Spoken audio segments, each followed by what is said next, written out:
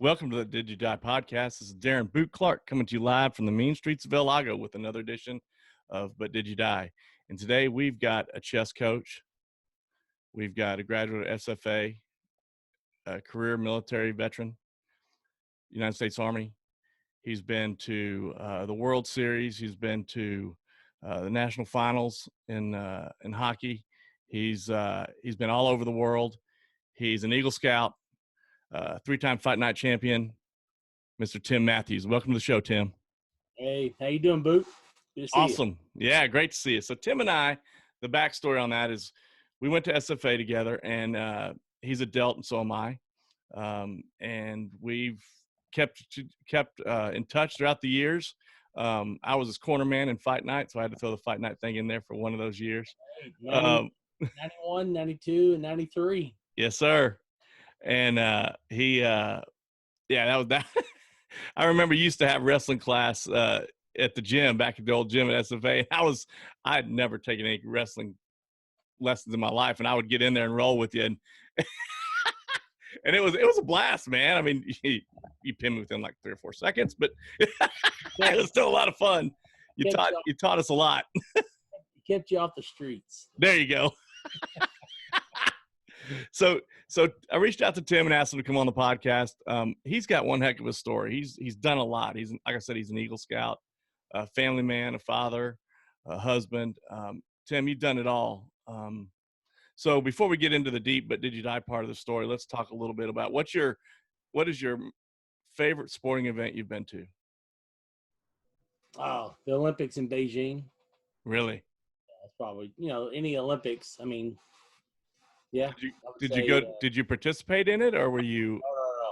No, I was actually kind of went as a guest of a USA wrestler supporter, and kind of went and got to see some gold medal wrestling, and just any kind of wrestling event is probably my favorite. I mean, outside of my own kids participating in some sort of sports events, coaching them or helping them, but as far as on a global spectrum, probably the Olympics in Beijing. That was pretty nice. That's awesome. Yeah. And after you graduated, you went into the military, right? Or you went back in? Well, actually, I joined the military when I was 17 years old. So I just finished my junior year at Bishop Lynch High School in Dallas. Went to basic training during the summer, came back as a senior in high school in the reserve, and just wrote out the reserve component till I finished my college career in wrestling. And then I went on several active duty stints. So actually 1986. Oh, wow. Okay. 17. Yeah. Yeah. And then you came to SFA in what, 91, 90? Yeah. Wrestled up in Kansas for 2.5 years. And then my brother Joel, he's a Delt, and he's right there in Katy with you. But, he was at SFA, and I kind of wanted to work on another college degree. So he said, come on down. So, yeah, I was there in 91, 92, and 93. That's right. Yep. And then you went back. And then did you go active duty then, or? Yeah. I hit a couple of active duty opportunities when I was, as a drill sergeant, I had an opportunity as a non-commissioned officer, as a drill sergeant, to do a couple of active duty stints. And when I met you, I was a NCO. I was a drill sergeant at Fort Sill, had left. But then in 1999, I had an opportunity to apply to the OCS, Officer Candidate School, at Fort Benning. And I went on active duty to get commissioned as a second lieutenant in the Army, and just kind of rode it out back and forth since I met my wife in 1998 at the Fire Academy. She works for the fire department also. Right. So we met then. So I kind of active duty, reserve status, back and forth. Okay. And spent my career on active duty, and then end up retiring because of all the scenario that you're going to talk about. Yeah. So when did you become a paramedic? The paramedic was in 2007. So back in Dallas, I was with a fire department here in Dallas. Had gone to paramedic school. I was an EMT in 1999, and then went to paramedic school in 2007. Finished that at UT Southwestern, and then that's when I became a paramedic. You know, the majority of firefighters are paramedics anyway. So Right. part of the yep. So you've got a military background, you've got a medical background, and then let's talk a little bit about why we're here. And people come to listen to this because life's hard and people overcome adversity. And if you didn't die, then what are you going to do with your life, right? You got a new lease, you get to hit the reset button, so to speak. And Right. I think it helps people to hear the stories, to know that they're not alone.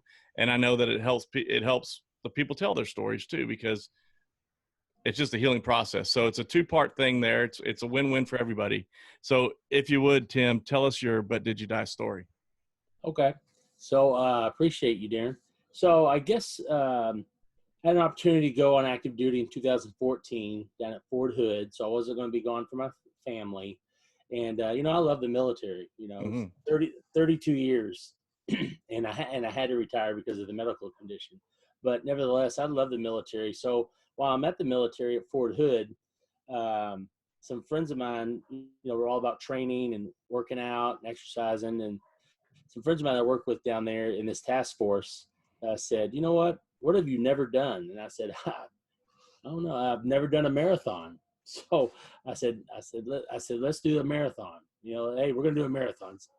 So in 2015, we said, let's do the Army 10 miler in Washington, D.C. We'll do this marathon out there. And so I started training for this marathon. But like I was telling you that before, you know, I'm still doing my job. So we're traveling from Fort Bliss to Fort Sill to Oklahoma, and, you know, and we're driving a lot. And so, but I'm still training at 4 a.m., 5 a.m. for this marathon that's going to happen in September of 2015. Okay. So like in April of 2015, I drove out to from Fort Hood to Fort Bliss, which is about a 10-hour drive, Austin to El Paso. You know, I started noticing my hands were having some problems, circulating problems. And then, but, you know, alpha male, hey, I'm okay. It's just keep going. But I noticed my hands were having some problems. So not knowing, and remember all along, you know, I'm a paramedic, licensed paramedic, so I should be recognizing signs and symptoms. But, you know, alpha male, let's just keep going. Let's keep working out. So then come about June, I had to do another trip to Fort Bliss and another drive. So, you know, I might pull over once or twice, or about, you know, twice. You know, I'd pull over, whatever. It's a long stretch, you know, out there in West Texas. So no really where to pull over. So I think I got caught up in the moment, the fact that, you know, I started having some leg pain. So now you know where I'm kind of going with a DVT. So and for people that don't know, tell us what a DVT is. A deep vein thrombosis. Okay. It's basically layman's terms, a blood clot that's in your back of your leg that runs up your vein, and eventually it could break off, kind of like mud in a water hose. It just kind of clogs through, and then it eventually got to stop somewhere. Yeah. Or dissolve. So didn't realize what I had, but I had it, and that was in June.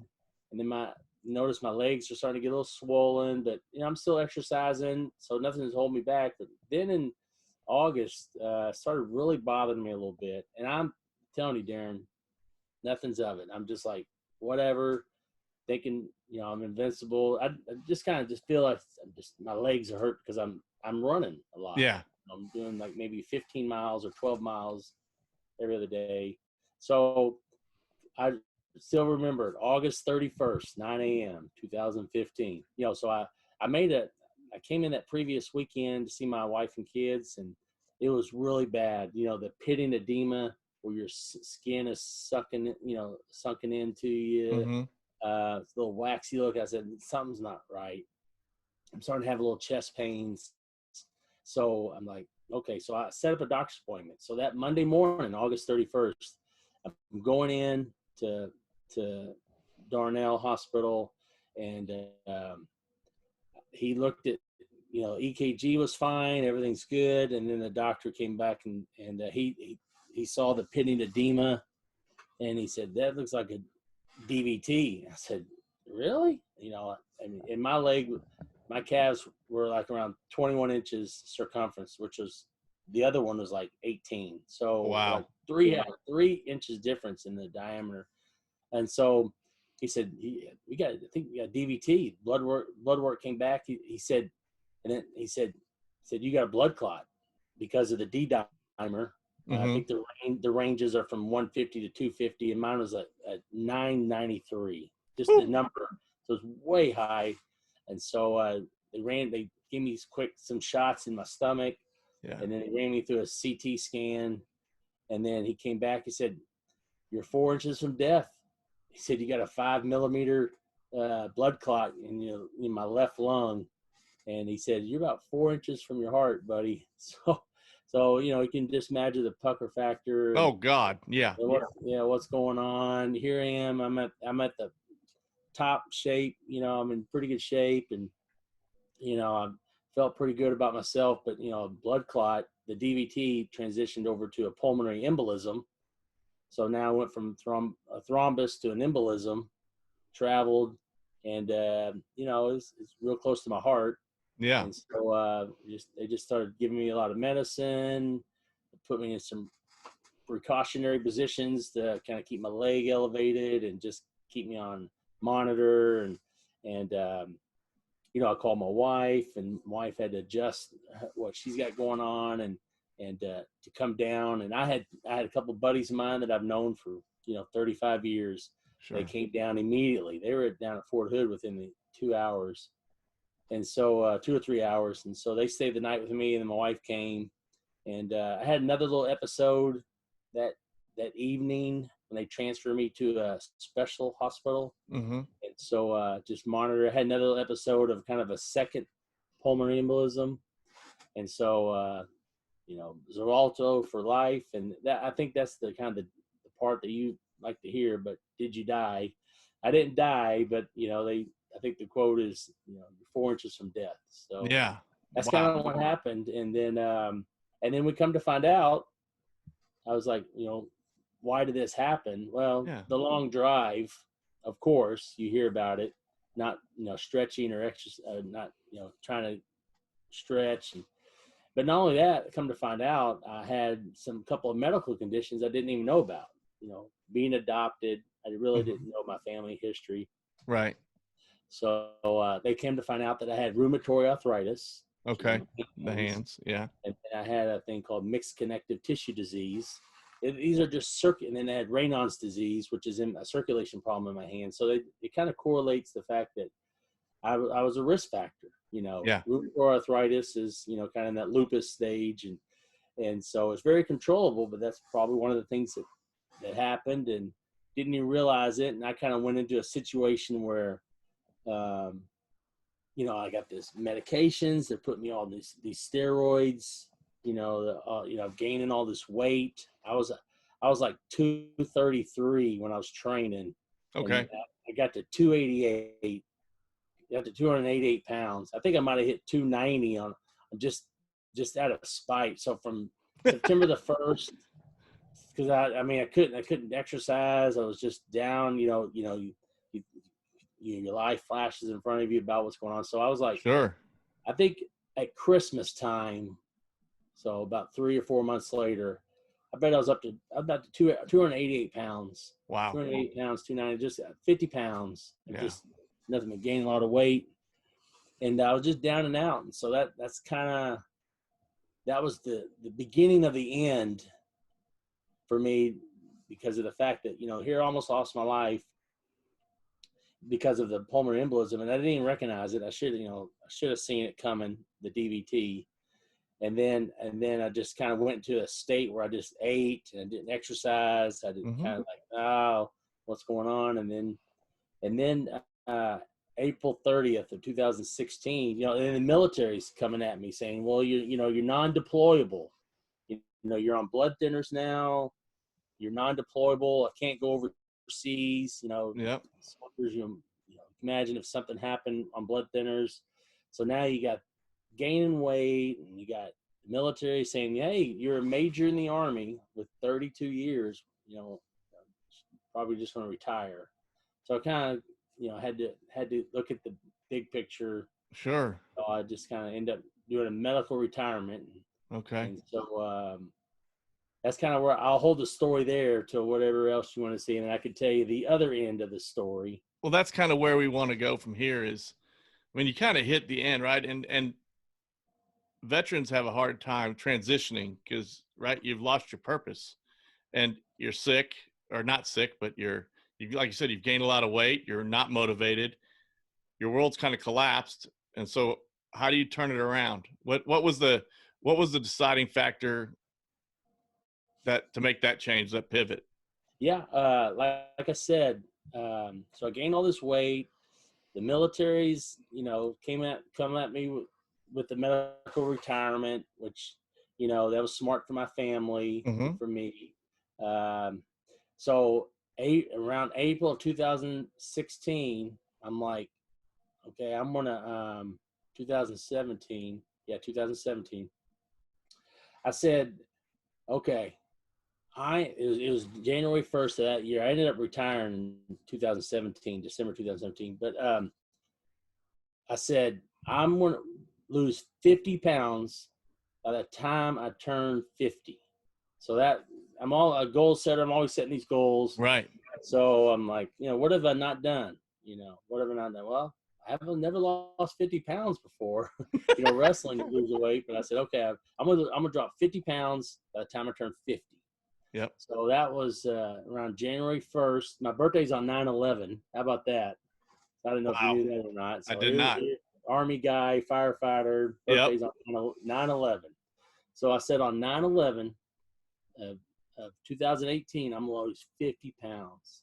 So I just said, screw this. I started walking and just started exercising. I started reading a lot of motivation things, looking at a lot of quotes, writing them down on notepads, and just taking control of what I need to do. Okay, I'm on blood thinners, and I'm on all these other methotrexate, Plaquenil, and all these the cocktail.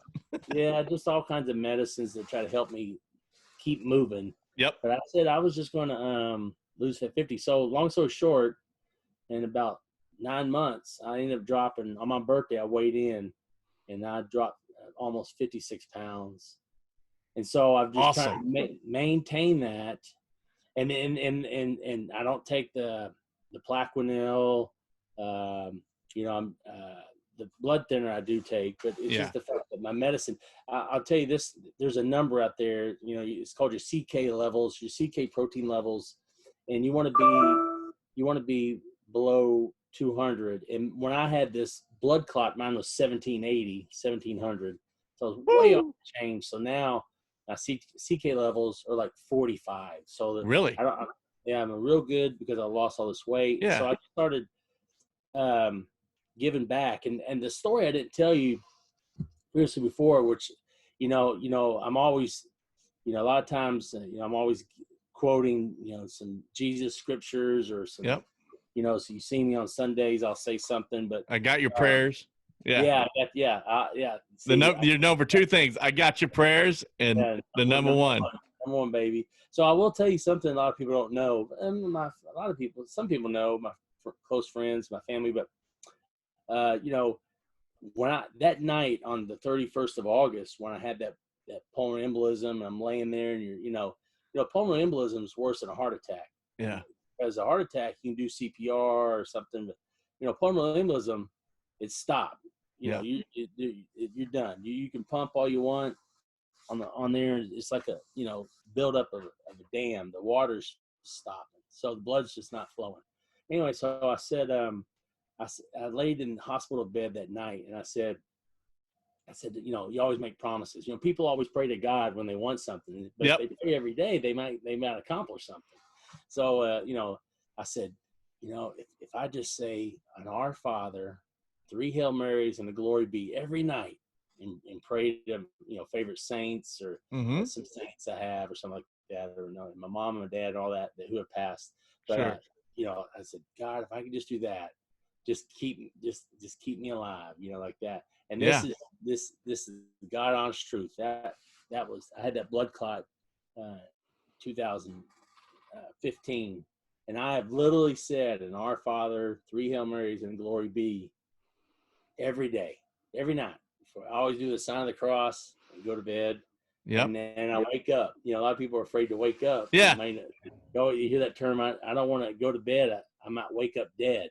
Yep. So I know that very well. Yeah. So I just so that was I just started praying a lot, and you know, a lot of times, you know, you may not see me pray a lot, but I pray a lot more than you know. And then I started doing the fitness thing and started getting my stuff back, and it's been kind of a really good thing because my circle of friends have sat there and said, "Man, you lost, you know, all this weight and all this stuff." And I said, "Well, I just, you know, just keep moving, you know, just, you know, I got your prayers." And, you know, a buddy of mine, named Bob Liston, he says, "Why don't you come to the lake with me? You know, come to the lake and do some walking." So he's the one that came up with the "just keep moving." So, Okay. So I just, you know, just tell him. So I just kind of took it from him, and I was like, "Man, I'm just going to keep moving." And that's all I do, Darren. I just walk. I just walk a lot. Like today, did 8 miles. And my wife and I went to watch Forrest Gump last night. And you know, when Forrest, he sits there and he says, "I just feel like running." Yeah. And he just starts running. Yeah. I watched that last night. And when I went to bed last night, I did the sign of the cross and Our Father, 3 Hail Marys, and Glory Be, pray to St. Michael or St. Gabriel, St. Anthony. So I said, you know what? I'm just going to get up and I'm just going to go somewhere. You know, usually I go to the lake or I got a treadmill at the house. Right. So I got up. I said, you know, Bishop Lynch, my high school I went to, and the church is down the street. I always say, "I got your prayers." So I said, you know, I'm going to walk to the church. I'm going to say the prayers. And then I'm just going to keep walking to Bishop Lynch. So I got like 8 miles in today, you know. Wow. So I think that's what it is, Darren, is just try to, you know, don't be afraid to do something, you know, and don't be afraid to grow. And I think that's just kind of what happened with me, was just the fact that, you know, I have fun at what I'm doing, and you know, live for your kids and your wife, and you know, because you probably heard me say this, you know, there is no tomorrow. You know, there's no tomorrow. Nobody's guaranteed. It just kills me, breaks my heart when firefighters or police officers or frontline workers or anybody really, military personnel, you know, they tell their wife and kids, "I love them," say goodnight, and then you never hear from them the next day. Yeah. You know, just like 2 weeks ago, you know, I knew somebody who just, you know, he just riding the bike. I just talked to him yesterday. He's riding the bike and he hits by a car and you know, he died. So I think that's my but I didn't, you know, but did you die and stories, the fact that just trying to lead a good life and know that I got lucky. Well, you know, lucky. Tim, what strikes me is you've always been fit. I mean, you were built like a brick shit house in college, you know. Oh, you can cuss on this. You can cuss on this podcast. Yeah. This is the internet. You can say what you want. But I mean, you were chiseled. I mean, it was, and I think what struck me is you had the heart attack or the embolism, and you know, and I've been on those drugs, dude. They blow you up, right? They blimp and water and weight. You're hungry and water weight, and you swell up and you're a balloon, and you lost your way a little bit. You lost it. You know, your fitness is your life. I mean, you say Tim Mathews, that's working out, right? That's lifting weights. That's exercise. That's anybody describes you. It's like, that's the guy you want either leading the way or backing your ass up, because if something's going to go down at Crossroads in college or wherever, you were there, and you were there for the long haul. I mean, you didn't get tired. Got tired of you. I appreciate that. You know, I was a bouncer at Cotton Eye Joe's. Yeah. Oh yeah. I bounced for a little bit, and then at the kids deal with the kids Friday Night Live. Yeah.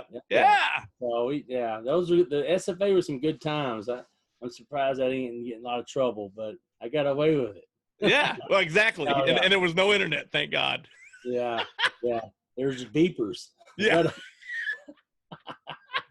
But I mean, now, honestly, Tim, I mean, you kind of lost your way fitness went to the wayside, and that was kind of your pathway back, right? I mean, you said, I'm done. I'm living for myself and my family, and I'm going to do this. I'm going to lose 50 pounds. And I mean, you put your mind to something, you're going to do it. I mean, there's nobody ever doubts you or question you, you know? yeah, I appreciate that. Yeah, I I think, mean, you're, yeah, I enjoy, it's just all about getting out. And I always try to stress to my kids and, the circle of friends, just got to mhm. get out and, you know, you never know what's going to happen in life. I mean, God forbid if something happened and I did have some serious situations uh, arise, you can imagine just what all would I've missed out on. And I think that's the message is that, if you people get lucky, and so if they get lucky, the next, take advantage of the opportunity and just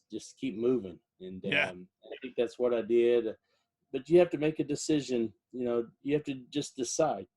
You just have to decide what you're going to do, when you're going to do it, and how you're going to do it. Yep. And I think that was it. That was like, okay, I never got the marathon done, but I got a second chance on life. Mhm. Gained all this weight. I'm not going to sit here like a bump on a log. I'm just going to get back to my grassroots, for some reasonings.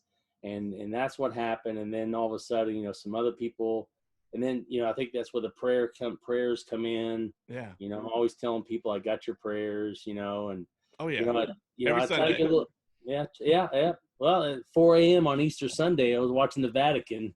Right. But I don't think too many people can put you down for wanting to pray more. But I got lucky, and I think it's just a matter of just paying it forward. That's all. Yeah. So what's so you're retired, Yeah, and I'm what do you fully do retired. Yeah, 100% disability. So now? yeah, of course. But I volunteer a lot. Yep. I volunteer a lot. I'm definitely involved in scouts. Mhm. Definitely involved in my kids' activities, whether it's my son's bowling or my other son. I've a 16-year-old, a 14-year-old daughter, and a 12-year-old son. My 12-year-old son did full flag football. He's a little soldier out there. And then Mhm. Christina's a heck of a drawer and artist, and Joseph's very smart individual. He'll be a senior at Bishop Lynch, and Christina will be a freshman. So I volunteer a lot with scouts, volunteer with the church, try to help out with, the school. Mhm. I just try to be involved in people with, if they need me. So that's kind of what I'm doing. I do work. Well, I do work, once or twice a week at the hospital in the ER. I do Okay. work in the ER at Medical City in Dallas, but right now this COVID's going on, so I had to, haven't been in the ER in a while because of the patient census are real low, Right. and Right. full-time people get priority. But that's Yeah. kind of what I'm doing. It's not like I'm going anywhere. Now, are you do you have a plan to do a marathon? I do. I think I've done about 7 half marathons, so Right. I got that part down. That'd be a great thing to do, but it'd probably be pretty difficult just because of the conditionings that I Yeah. have. Yeah. I told you rheumatoid arthritis. Yep. That doesn't get better in time. No. So, Yeah. Yeah. Right. but I do keep moving. I'll do plenty of halves. There is a half marathon. I mean, there is a full marathon, that I could walk, Mhm. and it's in New Mexico that I've Oh, been thinking really? about. Yeah, it's the Baton Death March is what it's called. It's out in Is New it Mexico. is it a ruck, or Yeah, you you put a can. pack on? Yeah, yeah. It's a worldwide event where Really? most marathons they want you in by 6 hours, right? Right.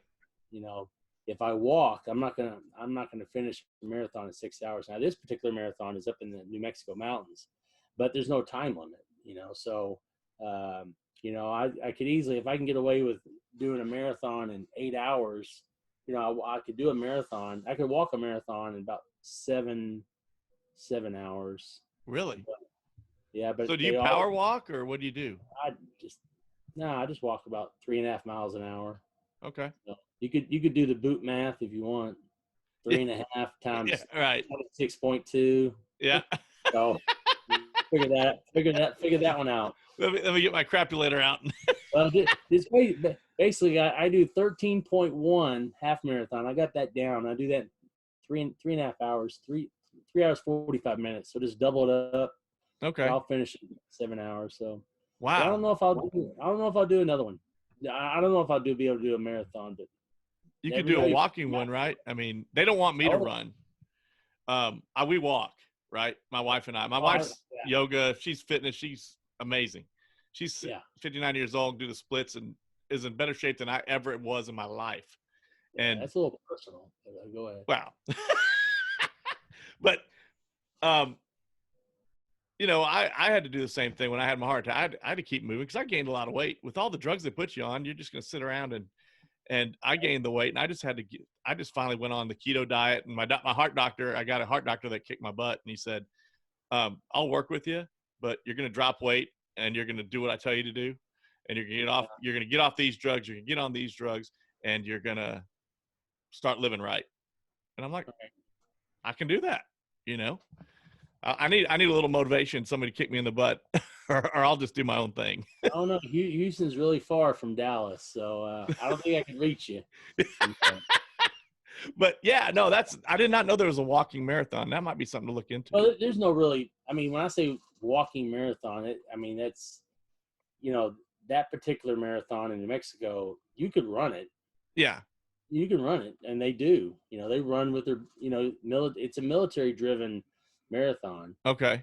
With the Baton Death March, which is a true story, and so I think there's only 3 survivors left. Oh, really? Yeah, I'll send you the link. But that's something I've looked into. The elevation might be very difficult for me. I'd have to be on blood thinners and things like that. But I've looked at it. If this BMW Dallas Marathon, I've got to become friends with some of the administrators there. If they let me walk the marathon, I'll do it. Now they may take down the barriers, right? And the security may know, but the I still know the path. Yeah. If they'll let me walk that sucker and have a medal when I get there, right? I'm fine. Yeah, I hear you. I might ask them. That's cool. I got a couple of buddies that do that, but anyway. That's awesome. Well, Tim, thanks for sharing your story, man. That's awesome. And I mean, you've been an inspiration, and I know that you're like me. You like to keep in touch with people. You stay in touch, and I mean, who knew you were the photographer of the group? But you got pictures from everywhere. Yeah, a lot of people give me a hard time about that. I love it. But my mom and dad's one that kept all. My mom had all them pictures, and so now it's amazing. I take all these pictures, and then if something happened, God forbid, to somebody or whatever, I got people reaching out to me. Hey, you got that picture from 1989? I was like, yeah, hold on. It's like, oh man, thank you. They're always looking for pictures that all of a sudden it's like, oh, I thought you didn't want that picture or whatever. But right. No, I appreciate it. Yeah. I mean, I think it's just the fact that it's a good way to keep in touch, Yeah, no, and Facebook is amazing, and Instagram, and we're all busy. Life's going on. We're all spread out everywhere. But if you meet Tim Mathews, you got a friend for life, right? Yeah. And I mean, we might not talk all the time, but one year you called me up and said, "Hey, aren't you in Clear Lake? I'm in Ellington when you were going down to Ellington," and we met for a Subway or whatever. Oh yeah. And that was after 20 years, Yeah, we picked up where we left. You're right. So I was like, man, and that's what the fraternity is all about. And so thanks so much for coming on the show. I appreciate it, Tim. I appreciate it. It means a lot, and look forward to seeing you soon. Yeah, you too. Take care, Boot. All right, man. Bye-bye.